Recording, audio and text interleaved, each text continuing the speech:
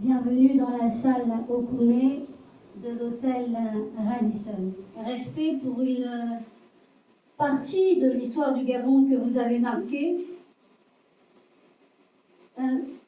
Merci pour tout ce que vous y avez apporté par l'action, les écrits. Et quand on parle d'écrits, on a en souvenir le « et si on en parlait ». Et aujourd'hui, Awu Maou, traduction littérale, la mort que je meurs. Vous allez certainement vous appesantir là-dessus et finir par nous donner la traduction véritable. L'histoire, votre histoire habite cette patrie que vous chérissez tant. Respect, Monsieur le Premier ministre. Merci. Je voudrais vous remercier, mesdames et messieurs, les anciens membres du gouvernement, mesdames et messieurs les chefs de parti, mesdames et messieurs distingués invités, membres de ma famille, de mes amis, toutes les personnes et personnalités ici réunies.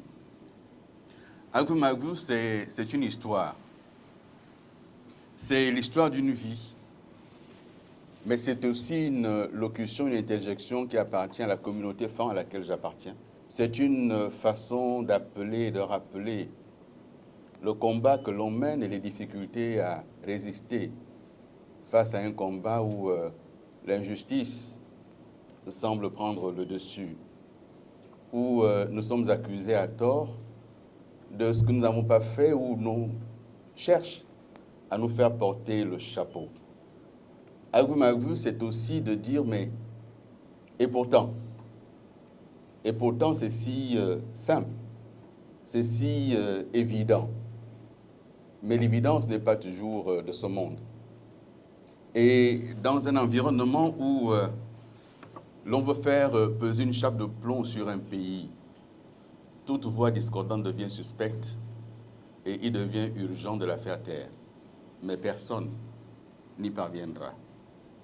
La vérité, c'est aussi que l'on veut traduire 14 années d'une vie et les réduire à zéro. Et dans une vulgate populaire, faire penser et faire accepter au peuple gabonais que pendant 14 ans, il n'a rien eu, c'était zéro. Alors il y en a qui se demandent pourquoi Billy Bizet parle. S'il y en a qui font le choix de ne pas m'entendre, ils sont libres de ne pas m'entendre. Mais personne ne pourra m'empêcher de dire ce que je suis, ce que j'ai été, et c'est ça, Agu Magu.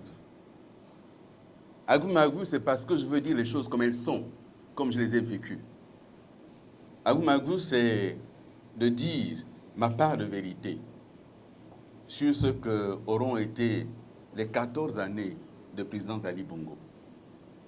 Par certains côtés décriés au niveau national, par d'autres adulés au niveau international, mais dans tous les cas, il a fallu accoucher sur le papier et inscrire noir sur blanc la part de vérité de ce que je sais moi, de ce qu'ont été les 14 années d'Ali Bongo. C'est un livre en 4 parties,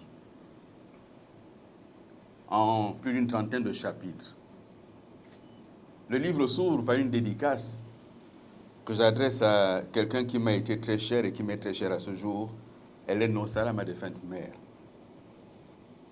Cette dédicace parce que ce que nous sommes, nous le devons à quelqu'un toujours.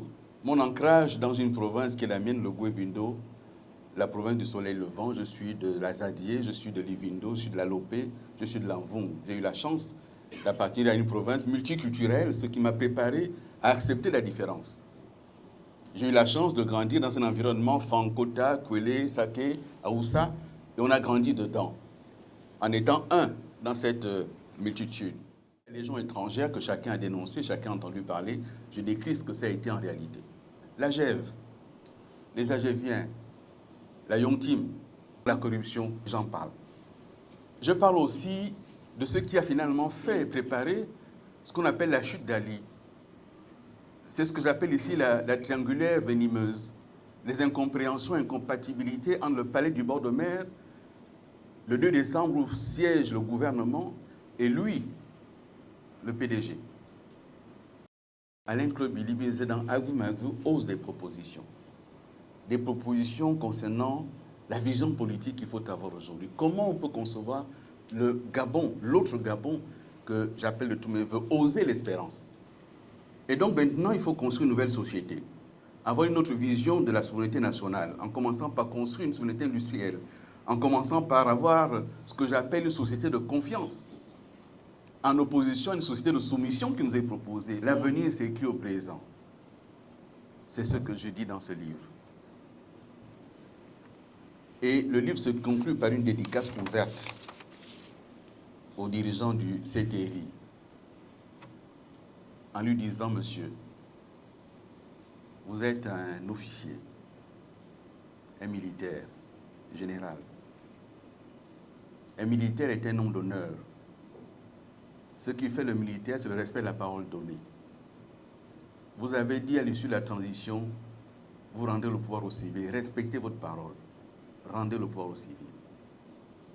Quand on dit honneur et fidélité à la patrie, l'honneur, c'est d'abord le respect de la parole donnée. C'est ça l'honneur.